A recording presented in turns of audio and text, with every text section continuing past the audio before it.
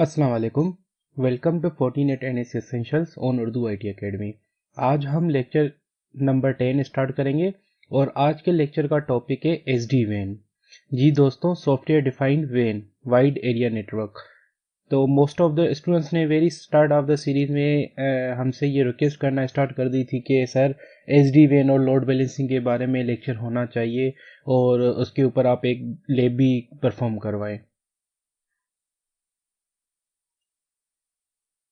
तो दोस्तों, Urdu IT academy के सारे ही ट्रेनर्स की ये प्रायोरिटी होती है कि वो लेक्चर ज़रूर ऐड हों या वो लेक्चर या वो टॉपिक्स उस सीरीज़ में ज़रूर ऐड हों जिसको आप सीखना पसंद करते हैं। तो स्टार्ट करते हैं आज के लेक्चर के साथ।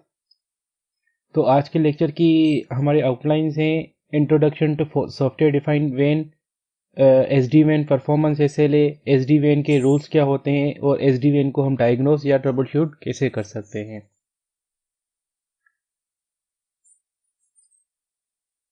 तो सबसे पहले थोड़ा रिकेप कर लेते हैं हम अपने लास्ट लेक्चर को। तो दोस्तों, लास्ट लेक्चर में हमने पढ़ा था राउटिंग के बारे में। राउटिंग किसे कहा जाता है, राउटिंग FortiGate में कैसे परफॉर्म होती है और कितने तरीके के राउटिंग प्रोटोकॉल्स हमें FortiGate प्रोवाइड करता है। फिर हमने स्टैटिक और डायनामिक राउटिंग के बारे में समझा था कि स्टैटिक राउटिंग किसे कहा जाता है और डायनामिक राउटिंग के कितने टाइप्स अवेलेबल हैं FortiGate में, जिसमें हमने रिप, OSPF और BGP के जैसे प्रोटोकॉल्स को समझा था। और उसके बाद हमने पॉलिसी बेस्ड राउटिंग को भी समझा था कि पॉलिसी बेस्ड राउटिंग किसे कहा जाता है। हमने राउटिंग के बारे में कुछ एट्रीब्यूट्स के बारे में भी पढ़ा था और फिर लास्ट में हमने राउटिंग की ट्रबल शूटिंग करना भी सीखी थी कि CLI या GUI मोड के ऊपर हमें राउटिंग की टेबल्स कैसे शो होती हैं और उनको कैसे रीड आउट किया जाता है। तो दोस्तों, आज के लेक्चर को स्टार्ट करने से पहले मैं आप सबसे उम्मीद करता हूं कि आपको इन कुछ टॉपिक्स की नॉलेज होगी। पहले से आपको इनके कॉन्सेप्ट्स होना ज़रूरी हैं। जैसे कि हमारा वाइड एरिया नेटवर्क हो गया। वाइड एरिया नेटवर्क किसे कहा जाता है या उसके डिफरेंट टाइप ऑफ कॉन्सेप्ट्स क्या हैं और उन वाइड एरिया नेटवर्क में हमारी कौन कौन सी मीडियम्स यूज़ होती हैं। जैसे हमारा MPLS क्या होता है, ब्रॉडबैंड नेटवर्क किसे कहा जाता है, पॉइंट टू पॉइंट लिंक्स या कनेक्टिविटीज़ किसे कहा जाता है, और QoS के बारे में, क्वालिटी ऑफ सर्विसेज के बारे में, WAN की, ये कुछ चीज़ें ज़रूरी हैं आपको इस लेक्चर के स्टार्टिंग में ही रीड आउट करना या पढ़ लेना, क्योंकि इसके बाद जो भी SD WAN के कॉन्सेप्ट्स आएंगे वो इसी के बुनियाद के ऊपर होंगे। इसी के कुछ कॉन्सेप्ट्स आगे आके SD WAN से मैच करेंगे।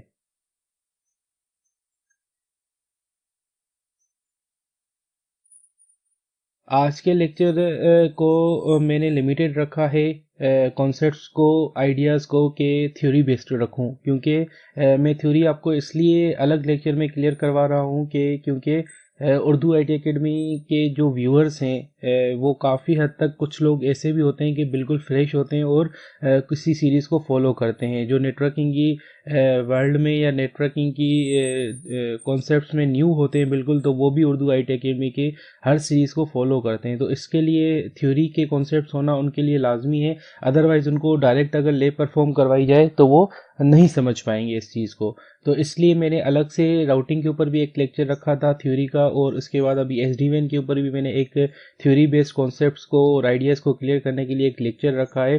पर आप इस चीज़ से परेशान ना हो कि हम लैब परफॉर्म नहीं करेंगे, बिल्कुल हम अपनी लैब भी परफॉर्म करेंगे। और जब हम लैब परफॉर्म करेंगे तो उसमें हम थ्योरी के कॉन्सेप्ट्स को बिल्कुल ही टच नहीं करेंगे। वहाँ पर सिर्फ और सिर्फ हमारी एक डायग्राम होगी जिसमें हम कोशिश करेंगे कि उस डायग्राम के रिजल्ट्स को, उस लैब के रिजल्ट्स को कम्प्लीटली क्लियर कर पाएँ, और जो जो टर्म्स हमारे उस लैब में यूज़ हो रहे होंगे वो सारे हम क्लियर कर पाएँ इजीली। तो हम एक नेक्स्ट लेक्चर में जो बनाऊंगा आपका, वो कम्प्लीटली प्रैक्टिकल होगा, जिसमें हम राउटिंग और SD WAN की एक कंप्लीट एक लैब परफॉर्म करेंगे। तो दोस्तों, SD WAN के कॉन्सेप्ट समझने के लिए ये मैंने एक डायग्राम आप सबके लिए यहाँ पे मेंशन की है कि जैसे हम इसी डायग्राम को लेकर हम अपने सारे कॉन्सेप्ट्स क्लियर करते जाएं SD WAN के, क्योंकि आगे जो मैं SD WAN आपको समझाने की करूँगा वो बिल्कुल कम्प्लीटली FortiGate से रिलेटेड होगा। जो जो FortiGate SD WAN में टर्म्स या टेक्नोलॉजीज यूज़ करता है हम उनको पढ़ेंगे, पर उससे पहले इस डायग्राम के थ्रू मैं आपको कुछ कॉन्सेप्ट्स क्लियर करवाना चाहता हूँ SD WAN के। तो दोस्तों एस डी वन को समझने से पहले कुछ हम देख लेते हैं कि पहले एस डी वन से पहले हमारे पास क्या होता था। तो उसके लिए आप लेट सपोज कंसीडर करें कि हमारे पास कुछ रिमोट ब्रांचेस हैं, ठीक है, और हर रिमोट ब्रांचेस कहाँ पर कनेक्टेड होती है किसी भी इन्वायरमेंट में अपने डेटा सेंटर के साथ। डेटा सेंटर मतलब कि आपके एक सेंट्रलाइज लोकेशन जहाँ के ऊपर आपके ऑर्गेनाइजेशन के सर्वर्स अवेलेबल होते हैं, ठीक है। अब हम लेट सपोज कंसीडर करते हैं कि अर्लियर 2000 में जो हमारे पास सर्विसेज चलती थी नॉर्मल आईटी की दुनिया में, वो क्या यूज़ होती थी। मोस्टली यूज़र्स क्या करते थे, ये हमारा एक यूज़र है किसी भी ब्रांच में, वो क्या करता था, ज़्यादातर वो कोई ईमेल यूज़ करता था या ईआरपी सर्वर्स होते हैं किसी ऑर्गेनाइजेशन के, या कुछ कस्टम एप्लीकेशंस यूज़ करता था पहले की दुनिया में जो आईटी की वर्ल्ड में होता था, और वो सारी चीज़ें हमारी डेटा सेंटर पे अवेलेबल होती थी। तो उसके लिए हमारे पास कोई डेडिकेटेड स्टैंडर्ड वेन लिंक होता था डेटा सेंटर और रिमोट ब्रांचेस को कनेक्ट करने के लिए, जिसमें हमारे पास कभी P2P आया, फिर हमारे MPLS आना शुरू हो गया, फिर ब्रॉडबैंड के थ्रू हमारे VPNs बनना शुरू हुए, या 3G 4G टेक्नोलॉजी के ड्यूरेशन में ये सारी चीज़ें हमारी चलना शुरू हुई। पर जैसे जैसे हमारी चीज़ें बढ़ती गई, हमारी रिक्वायरमेंट इन लिंक्स के ऊपर डिपेंडेंसी बढ़ती गई, और हम चाह रहे थे कि हमारे लिंक्स रिलायबल भी हों, क्वालिटी भी उनकी अच्छी हो, और कॉस्ट इफेक्टिव भी हों, और उसके अलावा उनमें सिक्योरिटी भी हो। पर जो कि ये सारी चीज़ें एक ही चीज़ में होना लाजमी नहीं थी और ज़रूरी नहीं था कि ये चीज़ें हमें मिलें। फिर जैसे जैसे आईटी की वर्ल्ड बढ़ता गया, अगर हम आज की दुनिया में देखें तो हमारी नॉर्मल ब्रांच सिर्फ जो है ईमेल्स के ऊपर डिपेंड नहीं करती, पर ईमेल के अलावा हमारी कुछ क्लाउड बेस्ड एप्स भी आ गई हैं, सोशल साइट्स, इंटरनेट का रुझान ज़्यादा बढ़ गया है। तो हर ब्रांच या हर ऑर्गेनाइजेशन में ये चीज़ें भी ज़रूरी हैं किसी भी ऑर्गेनाइजेशन के लिए। और इसके अलावा पहले की दुनिया में डेटा सेंटर में अगर हम देखें, पहले के डेटा सेंटर और आज के डेटा सेंटर में क्या फ़र्क है। आजकल बहुत सारी कंपनीज जो है क्लाउड बेस्ड सर्विसेज लेना पसंद करती हैं, ठीक है, और डेटा सेंटर्स में हमारे VMs भी आना शुरू हो गए, वर्चुअल मशीन्स आना शुरू हो गई, और कुछ डेटा सेंटर्स जो है हमारे क्लाउड बेस्ड सर्विसेज लेना शुरू कर दी, AWS या Azure क्लाउड बेस्ड सर्विसेज लेना भी शुरू हो गई, और हमारी सोशल साइटिंग नेटवर्किंग बहुत ज़्यादा बढ़ गई है आज के दौर में, ठीक है। और काफ़ी ऑर्गेनाइजेशन कोशिश करके क्या करती हैं कि हम अपनी ईमेल सर्विसेज भी जो है क्लाउड के ऊपर अवेलेबल हैं, जैसे ऑफिस 365 वगैरह, तो वहाँ पे भी यूज़ करती हैं। आजकल तो कोई ERP की जो किसी कस्टम एप्लीकेशन है वो भी क्लाउड बेस्ड कोई ऑर्गेनाइजेशन यूज़ करना पसंद करती है। तो कहने का मतलब ये है कि आज की दुनिया और पहले की आईटी की दुनिया में बहुत ज़्यादा डिफरेंस आ गया है। तो ऐसी कोई हमें रोबस्ट टेक्नोलॉजी चाहिए थी जो कि हमारी इन रिक्वायरमेंट्स को फुलफ़िल करे और इन नीड्स को फुलफ़िल करे। अब MPLS या ब्रॉडबैंड या P2P में मसला क्या था, ये कॉस्ट इफ़ेक्टिव नहीं थी। इनकी कॉस्ट जो है ना बहुत ज़्यादा हाई होती थी, और जब हम ये चीज़ें परचेज़ करते थे तो हमारी जो बैंडविड्थ थे वो पर MB के ऊपर डिपेंड करती थी, ठीक है ना, और बहुत कॉस्टली और बहुत डिपेंडेंट होती थी ISP बेस्ड के ऊपर। फिर आगे चल के हमारा कोई कॉन्सेप्ट आया किसका, SD WAN का, सॉफ्टवेयर डिफाइंड वेन का, ठीक है, जिसमें हमारी सेंट्रल एक मैनेजमेंट हमें मिलना शुरू हो गई, और हमारी कॉस्ट इफेक्टिव भी होना शुरू हो गया, और उसमें सबसे ज़्यादा मेन कॉन्सेप्ट क्या आया, हाई अवेलेबिलिटी का। क्योंकि जब हमारी आज की दुनिया जो आईटी है वो अपना डाउन टाइम नहीं चाहती, वो हमेशा चाहती है कि मेरी सर्विसेज का अप टाइम जो है वो 100% रहे, ठीक है। तो वैन SD वैन ने हमें क्या देना शुरू कर दिया, रिक्वायरमेंट्स हमें देना शुरू कर दी। कोई ऑर्गेनाइजेशन चाहती है कि यार मैं MPLS 100% अपनी कंपनी में चलाना चाहता हूँ, पर कोई कंपनी कहती है नहीं, मेरे पास MPLS की सर्विसेज 50% होगी और मेरे पास ब्रॉडबैंड की भी 50% चलेंगी। इसी तरह से कोई कंपनी कहती है नहीं यार मैं तो 25% MPLS चलाऊंगा और 25% अपना 3G या 4G की सर्विसेज यूज़ करूंगा, इंटरनेट की, ब्रॉडबैंड की, और फिर ब्रॉडबैंड अलग से भी मेरे पास है तो 50। तो इस तरह की कुछ रिक्वायरमेंट्स को फुलफिल करने के लिए हमारे पास किसका कॉन्सेप्ट आया, SD WAN का। तो SD WAN ऐसी चीज़ें हमें प्रोवाइड करता है जिसके थ्रू हम अपने रिमोट ब्रांचेस को डेटा सेंटर के साथ, अपनी क्लाउड बेस्ड सर्विसेज के साथ डिफरेंटली लिंक्स प्रोवाइडेशन के मुताबिक हम यूटिलाइज करवा सकते हैं। तो आगे बढ़ते हैं और देखते हैं SD WAN का इंट्रोडक्शन के 40 में SD WAN को कैसे मज़ीद हम क्लियर कर सकते हैं। तो कुछ डेफिनेशंस पढ़ लेते हैं। SD WAN is a virtual interface consisting of a group of members interface, ठीक है। SD WAN में आपके पास क्या होता है, आपके पास ग्रुप ऑफ मेंबर इंटरफेसेस होते हैं, मतलब एक से ज़्यादा ग्रुप तभी कहा जाता है, ठीक है। और उन ग्रुप्स में क्या होगा, आपके डिफरेंट लिंक टाइप्स होंगे, जो हम पीछे पढ़ के आए, कहीं आपका एमपीएलएस का लिंक भी हो सकता है, आपका ब्रॉडबैंड का लिंक भी हो सकता है, या फिर आपका कोई 3G या 4G लिंक भी हो सकता है, पर इनका ग्रुप हो सकता है। एसडीवीएन में ग्रुप होना लाजमी है आपका, ठीक है। FortiGate groups all the physical member interface into a single virtual interface. अब जब आप FortiGate को नंबर ऑफ ग्रुप्स देंगे इंटरफेसेस के, तो वो आपको रिटर्न में क्या देगा, एक सिंगल वर्चुअल इंटरफेस देगा, जिसको आप क्या कहेंगे, SD-WAN इंटरफेस, ठीक है। अच्छा, SD-WAN से आपको फ़ायदा क्या हुआ? SD-WAN के लिए आपको एक एडमिनिस्ट्रेटर को ये आसानी मिल जाती है कि वो कॉन्फ़िगरेशन उसके लिए आसान हो जाती है। वो सिंगल सेट ऑफ राउट्स और फायरवॉल पॉलिसीज़ क्रिएट करके अपनी इंटरनेट की ट्रैफ़िक, आप अपनी लोकल ट्रैफ़िक को मेंटेन या मैनेज कर सकता है, ठीक है। There can be only one SD-WAN interface पर वीडोम। अब FortiGate से हम, क्योंकि ये FortiGate में हम SD-WAN पढ़ रहे हैं, तो यहाँ पर वीडोम का कॉन्सेप्ट आपको पता होगा, वर्चुअल डोमेन्स का, जो हम FortiGate में क्रिएट कर सकते हैं। वहाँ पर हर वीडोम के ऊपर आपको SD-WAN का सिंगल इंटरफेस मिलेगा, ठीक है, मल्टीपल इंटरफेस नहीं मिलेंगे। पर ये यहाँ पे इसका बेस्ट एडवांटेज यह है कि पर वीडोम बेस है, ठीक है। One of the major main motivator of the deploying SD-WAN is effective WAN use, ठीक है। अब SD-WAN का फायदा क्या है, इसको मोटिवेशन कहाँ से मिलती है कि हम SD-WAN की तरफ आने के लिए मजबूर हो जाते हैं? वो ये है कि वो इफेक्टिव WAN यूज हो जाता है। जब आपके पास मल्टीपल WAN लिंक्स होते हैं तो आपकी यूटिलाइजेशन उसको 100% मिलती है। पहले क्या होता था कि आपके पास each and every single WAN होता था और वो कम्प्लीटली यूटिलाइज नहीं हो पाता था, ठीक है। इफेक्टिव WAN से आपको ये कैसे अचीव होती है, वो आपको लोड बैलेंसिंग के कुछ अल्गोरिथम्स होते हैं WAN के, SD-WAN के, जो कि आपको यूटिलाइज करने में मदद करते हैं। अब ये SD-WAN के लोड बैलेंसिंग अल्गोरिथम किस बुनियाद के ऊपर होती हैं, या तो आप बैंडविड्थ यूजेज के मुताबिक आप अपना SD-WAN चला सकते हैं, या सेशन बेस्ड चला सकते हैं, या एप्लीकेशन अवेयर राउटिंग भी कर सकते हैं। अच्छा, एनदर जो SD-WAN का इम्पोर्टेंस है, वो है क्वालिटी मेजरमेंट। SD-WAN आपके लिंक को मेजर भी करता रहता है। वो कैसे? वो आपकी पिंग या HTTP इको रिक्वेस्ट को लेके आपकी लिंक को मेजर भी करता है with respect to latency, jitter या पैकेट लॉस। किसी भी लिंक में कितनी लेटेंसी है, या उसका जिटर कितना है, या उसका पैकेट लॉस कितना है, इन बुनियाद के ऊपर SD-WAN आपके लिंक को मॉनिटर और मेजर भी करता रहता है, ठीक है। और उन्हीं के मुताबिक वो डिसीजंस लेता है कि इस किस वक्त का कौन सा डेटा कहाँ से निकालना है। पर ये सारी चीज़ें, इसको मेजर करने के लिए जो अल्गोरिथम्स होंगे, वो आप एडमिनिस्ट्रेटर पहले से डिफाइन करता है।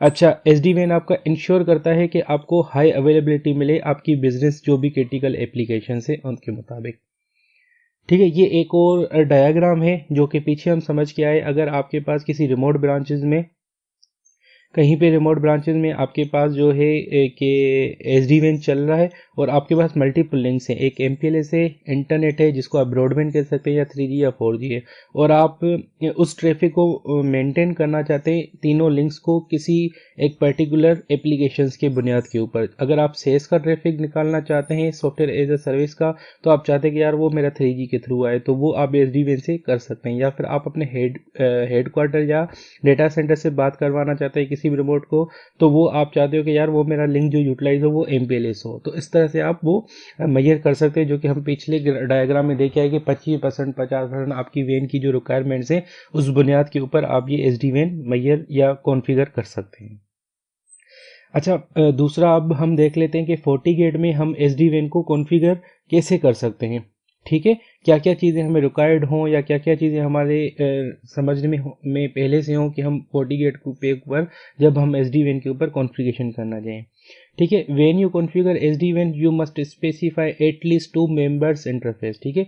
सबसे पहली रिक्वायरमेंट क्या है कि SD-WAN के लिए आपको मिनिमम 2 इंटरफेस होना लाजमी है, ठीक है। और उनसे कोई ना कोई गेटवे होगा, तो वो गेटवे की इंफॉर्मेशन आपके पास होना लाजमी है, ठीक है। उसके बाद आपके पास इनिशियल सेटअप FortiGate जब आप कर रहे हो, तो आप कोशिश करो कि उसी वक्त आप उसमें SD-WAN इंक्लूड कर दो। अदरवाइज क्या होगा कि आपके इंटरफेसेस कहीं ना कहीं पे रेफरेंसेस होते जाएंगे, किसी पॉलिसी में इंक्लूड होते जाएंगे, तो फिर उसके बाद आपको वो रिमूव करने पड़ेंगे जब भी आप SD-WAN में उसको ऐड करना की कोशिश करेंगे, या SD-WAN कॉन्फ़िगर करने की करेंगे। तो इसलिए सबसे पहले ये होता है कि जब भी आप अपनी फायरवॉल डिप्लॉय कर रहे हो तो इनिशियली स्टेप में ही आप उसको SD-WAN का पार्ट बना दो। उसके अलावा SD-WAN कौन कौन से इंटरफेसेस जो है आपके सपोर्ट करता है, वो आपके VLAN इंटरफेसेस हो जाएं, एग्रीगेटेड इंटरफेसेस हो जाएं या IPsec टनल के इंटरफेसेस हो जाएं, उन सबको वो सपोर्ट करता है SD-WAN में। आप उनको इंक्लूड करवा सकते हैं यहाँ पर जो आपके पास एक या एक से ज़्यादा इंटरफेसेस कहा गया है उसमें। अच्छा, you can also easily add another member interface at later date to add more bandwidth QoS option. ठीक है, अगर आप लेट्स सपोज आज आपने एक SD-WAN कॉन्फ़िगर किया, फिर 6 महीने के बाद आपके पास एक और इंटरनेट का लिंक आ गया और आप चाहते हो कि उसको भी आप SD-WAN का पार्ट बनाना चाहते हैं, तो no issue, no big deal. SD-WAN में FortiGate में आप उसको किसी भी वक्त ऐड कर सकते हैं without any disturbing to the previous one. FortiGate group all the member interface into single virtual interface. आप जितने भी उसके अंदर इंटरफेसेस ऐड करेंगे पर वो SD-WAN का पार्ट एक सिंगल वर्चुअल इंटरफेस आपको मिलेगा। ठीक है, और इसके अलावा ये भी हम पढ़ के आए कि SD-WAN में एक पर वीडोम के ऊपर एक ही SD-WAN इंटरफेस हो सकता है आपका। अच्छा, 6.0 के लेटर जितने भी FortiOS आए हैं उसमें आपका एक रूल क्रिएट हो जाता है, इम्प्लिसिट रूल, जो कि ऑटोमेटिकली SD-WAN जब भी आप इनेबल करेंगे तो वो आपको रूल्स में मिलेगा। हम ये आगे पढ़ के जब रूल्स कॉन्फ़िगर करना सीखेंगे SD-WAN के, तो वहाँ पर भी ये मैं पॉलिसी का कॉन्सेप्ट आपको बताऊँगा। ये एक डायग्राम है कि फायरवॉल में किस तरह से आपको SD-WAN कॉन्फ़िगर हो सकता है। आप अगर नेटवर्क में जाएंगे, नेटवर्क में जाने के बाद SD-WAN के अंदर आपको ये पूरा कॉन्फ़िगरेशन मिलेगी। ये देख रहे होंगे आप, यहाँ पे इंटरफेस है, आप इंटरफेसेस कॉन्फ़िगर कर सकते हैं और उनके साथ उसके एसोसिएटेड गेटवे इन्फॉर्मेशन दे सकते हैं, और उसका स्टेटस भी है कि या तो आपको इनेबल या डिसेबल रखना है, तो वो भी आप बता सकते हैं। ठीक है, ये आपके SD-WAN के रूल्स है। ठीक है, ये एल्गोरिथम जो हमने लोड बैलेंसिंग का एल्गोरिथम पढ़ा था, ये आप कॉन्फ़िगर कर सकते हैं वो अपने रिक्वायरमेंट के मुताबिक। इनके बारे में अगली स्लाइड में डिफिनेशंस हैं। आपके जो लोड बैलेंसिंग के एल्गोरिथम है, यहाँ पर 5 एल्गोरिथम आपको FortiGate प्रोवाइड करता है। सोर्स आईपी के मुताबिक, सोर्स डेस्टिनेशन आईपी के मुताबिक, स्पिल ओवर के मुताबिक, सेशन या वॉल्यूम बेस्ड के मुताबिक। सोर्स आईपी से तो आप समझ गए होंगे कि सोर्स के ऊपर आपकी लोड बैलेंसिंग होगी। सोर्स डेस्टिनेशन से भी आपको समझ में आ रहा है। अब समझने की बात इन दोनों को है, स्पिल ओवर और सेशन में क्या होगा। स्पिल ओवर में क्या होगा, use one interface until threshold is reach, then use the next interface. आप बेसिकली किसी एक इंटरफेस का एक थ्रेशोल्ड डिफाइन कर लेंगे। ठीक है, कि अगर मेरा ये वन वाला इंटरफेस की थ्रेशोल्ड 50% तक रीच नहीं करता, तब तक उसको दूसरे को यूटिलाइज नहीं करो। ठीक है, तो एक इंटरफेस का आप एक थ्रेशोल्ड बता देते हैं। ठीक है, सेशंस में भी क्या होगा, आप एक इंटरफेस का एक सेशन लेवल बता देंगे कि 1000 सेशंस जब मेरे इनिशियल के स्टार्ट हो रहे हों, तो या तो वो एक इंटरफेस से निकले, जब तक 1000 से ऊपर ना जाए तो वो सेकंड यूटिलाइज ना हो। इस तरह से आप एल्गोरिथम डिफाइन कर सकते हैं अपने।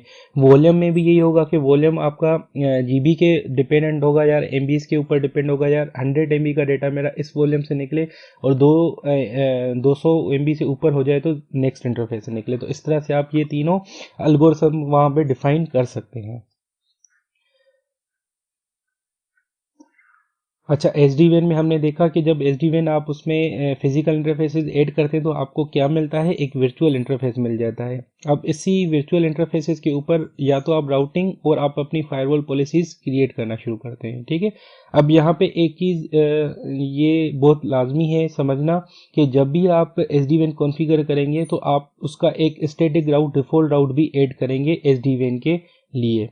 ठीक है, वो कैसे होगा, वो कुछ इस तरह से होगा। नेटवर्क में जाके, स्टैटिक राउट में जाके एक डिफ़ॉल्ट राउट आपको ऐड करना पड़ेगा और उसका जो इंटरफेस है वो आपको SD-WAN से ले करना पड़ेगा, जो आप पीछे करके आएंगे। और उसके बाद आपको कोई भी यहाँ पे नीचे गेटवे नहीं देना पड़ेगा, क्योंकि इसके गेटवे कौन से यूज़ होंगे, वही यूज़ होंगे जो कि आप SD-WAN के पार्ट में पीछे डिफाइन करके आए होंगे। ठीक है, ये इसके लिए एक लाइन भी लिखी हुई है यहाँ पर मैंने, the default route configuration using the SD-WAN interface does not requires a gateway address because FortiGate will forward packet to the appropriate gateway based on the member interface gateway information, जो कि आप पहले से उसको प्रोवाइड करके आए होंगे। ठीक है, इसमें आप अपनी कॉन्फ़िगरेशन में मल्टीपल पॉलिसीज भी क्रिएट कर सकते हैं SD-WAN के, उसकी डेस्टिनेशन बता के या उसका सोर्स बता के, जो भी आपकी पॉलिसी की रिक्वायरमेंट्स हों। ठीक है,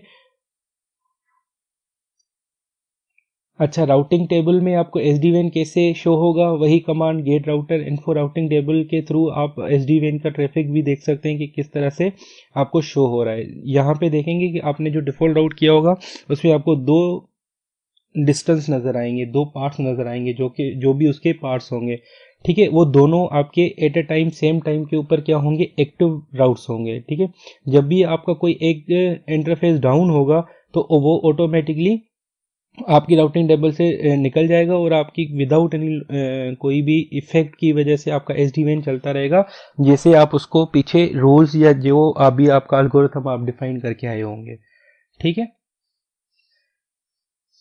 अब आते हैं कुछ परफॉर्मेंस SLA या हेल्थ मॉनिटर कैसे कर सकते हैं आप अपने SD-WAN के लिंक्स की। ठीक है दोस्तों, तो यहाँ पर मैं सिर्फ एक चीज़ यहाँ पे ये मैंने मेंशन भी कर दी है कि स्टेटस चेक या परफॉर्मेंस SLA दोनों एक ही चीज़ है।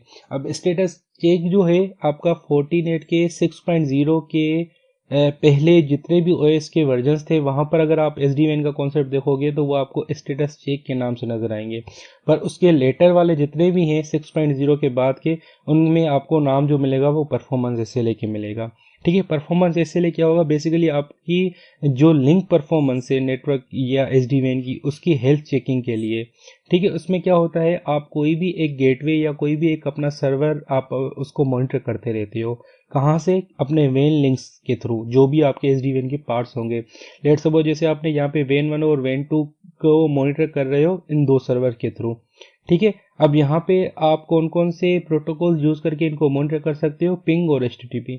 ये सिर्फ और सिर्फ आपको GUI में शो हो रहा है, पर अगर आप CLI के थ्रू जाएं तो आपको TCP या UDP की पोर्ट्स के बुनियाद के ऊपर भी आप इनको मैयर कर सकते हैं।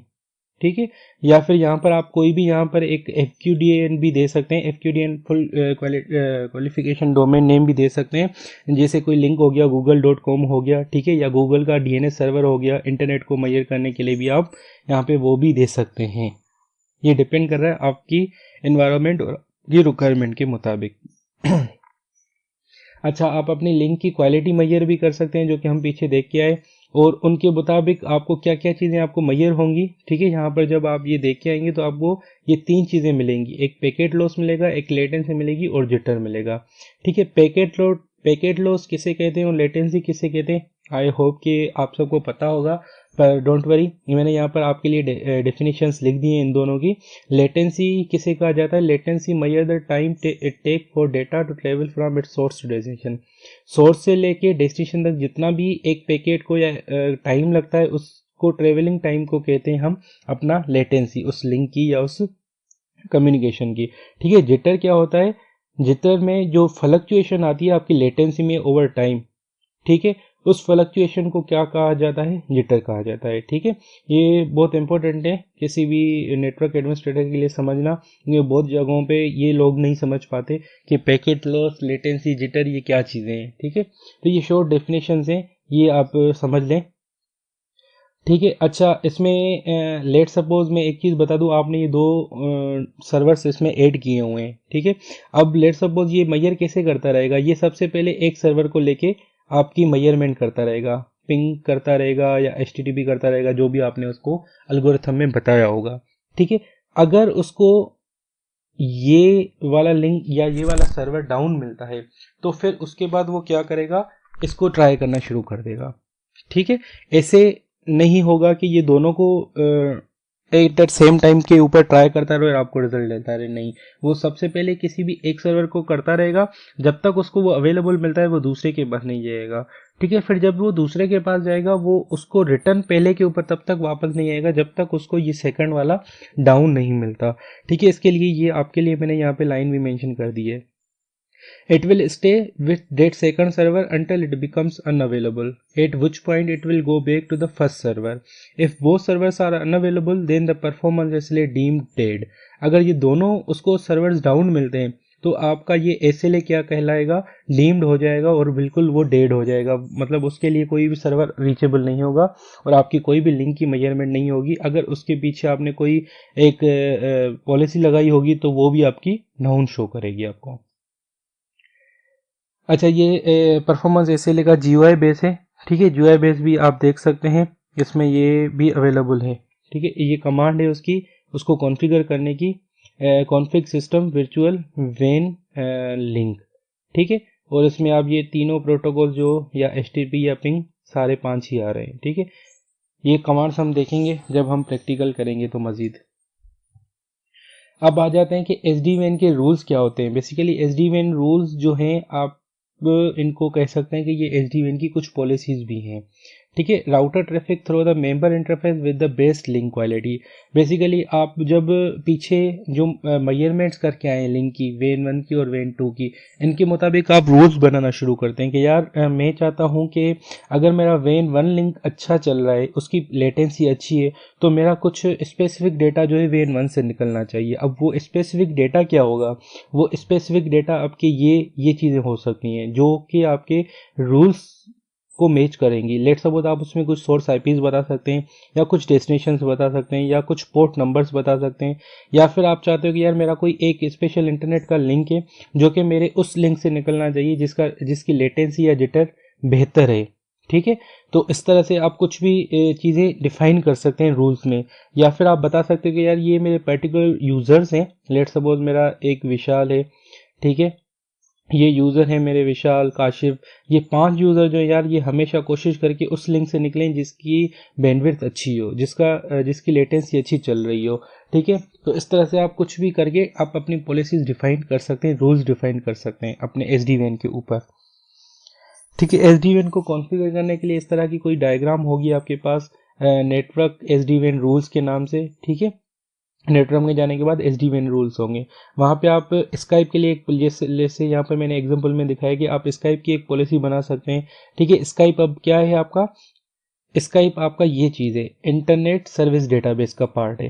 ठीक है, इसके लिए आप एक बना रहे हैं कि इसकी आपको हमेशा ये कहाँ से निकलना चाहिए, पोर्ट 1 से निकलना चाहिए, या आप उसको फोर्सफुली बता रहे हो। ठीक है, और यहाँ पर आपका वो कॉन्फ़िगर भी हो गया एस डी वेन रूल में आके। ठीक है, इस तरह से आपने दूसरी पॉलिसी बनाई नेटफ्लिक्स के लिए। आप चाहते हो कि यार नेटफ्लिक्स कौन कौन से यूज़र मेरे यूज़ करते हैं, एक गेस्ट का ग्रुप है। ठीक है, जब भी ये यूज़ करें तो आप इसको कहाँ से निकालना चाहते हो, पोर्ट 2 से। बाकी आप जो है जो पूरा ट्रैफिक है, आप जो है वो अपना कौन सी पॉलिसी या कौन सी क्राइटेरिया के ऊपर डिपेंड कर रहा है, आपका सोर्स डेस्टिनेशन आईपी बेस्ड के ऊपर। ठीक है, तो इस तरह से आप जो है अपने रूल्स भी बना सकते हैं। ठीक है, रूल्स ये इंटरनेट सर्विसेज में आपके टाइप्स आते हैं, एप्लीकेशन कंट्रोल्स भी कर सकते हैं आप। ठीक है, एस डी वैन रूल्स जो हैं आपके सिर्फ ये यहाँ पे ये दिखाया गया है कि आपके वो रूल्स आपकी पॉलिसीज़ के मुताबिक चलते हैं। जैसे आपने देखा होगा कि फायरवॉल की पॉलिसीज़ कैसे वर्कआउट करती हैं, फ्रॉम टॉप टू बॉटम। इसी तरह से आपकी जो ये एस डी वैन का रूल है, वो भी आपका टॉप टू बॉटम ही वर्कआउट करता है। ठीक है, पहले आपकी ये रूल चेक होता है, फिर ये रूल चेक होता है। ठीक है, इस तरह से टॉप टू बॉटम आता है, और नीचे आपकी एक पॉलिसी होती है हमेशा इम्प्लिसिट डिनाई की। ठीक है, ये बाय डिफॉल्ट होती है, आप इसको बंद या ख़त्म भी कर सकते हैं। अच्छा, एस डी वेन रूल्स को आप एक और जगह पे भी देख सकते हैं, कहाँ पर? आपकी पॉलिसी राउटिंग में। ठीक है, राउटिंग मॉनिटर में आपको याद होगा कि हमने राउटिंग के पार्ट में देखा था कि हमारे पास स्टैटिक और डायनामिक राउटिंग की पार्ट टेबल्स होती हैं।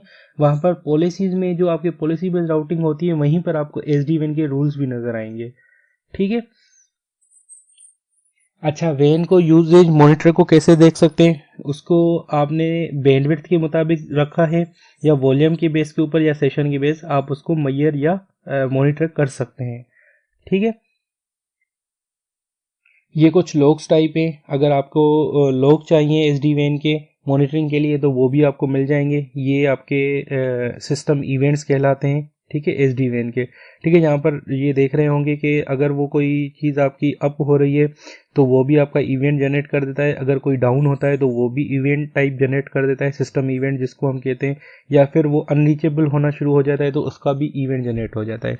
और ये आपकी हेल्थ मॉनिटरिंग जो आप पीछे कॉन्फ़िगर करके आए, ये जो बताया था कि अगर आपके दोनों नेटफ्लिक्स के लिए आपने अगर कोई एक SLA बनाया है, अगर वो दोनों डाउन हो जाते हैं तो वो आपको इस तरह रेड से शो होंगे, अगर वो दोनों अप होंगे आपको ग्रीन से शो होंगे। ठीक है दोस्तों, तो आज के लेक्चर में हमने एस डी वैन के बारे में पढ़ा, समझा, कैसे कॉन्फ़िगर कर सकते हैं, उसके कॉन्सेप्ट्स क्या हैं, ठीक है, और वो क्यों इतना इम्पोर्टेंट है। ठीक है, मेरे ख्याल से आपको समझ में आ रहा होगा। आगे लैब के लेक्चर में भी इनके कॉन्सेप्ट मजीद क्लियर करेंगे। ठीक है, कोई भी परेशानी की बात नहीं है, बिल्कुल इजी है SD-WAN, इतना FortiGate में कोई डिफ़िकल्टी नहीं है। जब हम इसकी लैब परफॉर्म करेंगे, जब आपके सामने रिजल्ट्स आएंगे, तो आपको ज़्यादा समझ में आना शुरू होगा। तो दोस्तों थैंक यू, आज के लेक्चर को यहीं तक रखते हैं और मिलते हैं अपने नेक्स्ट लेक्चर में। तब तक आपको कोई भी सवाल हो तो आप हमारे फेसबुक पेज के ऊपर या हमारे यूट्यूब चैनल के ऊपर हमसे कमेंट्स में पूछ सकते हैं, या फिर आप मुझे पर्सनल ईमेल या फिर मुझे फेसबुक पेज के ऊपर भी आपका जो भी सवाल हो पूछ सकते हैं। अल्लाह हाफिज़।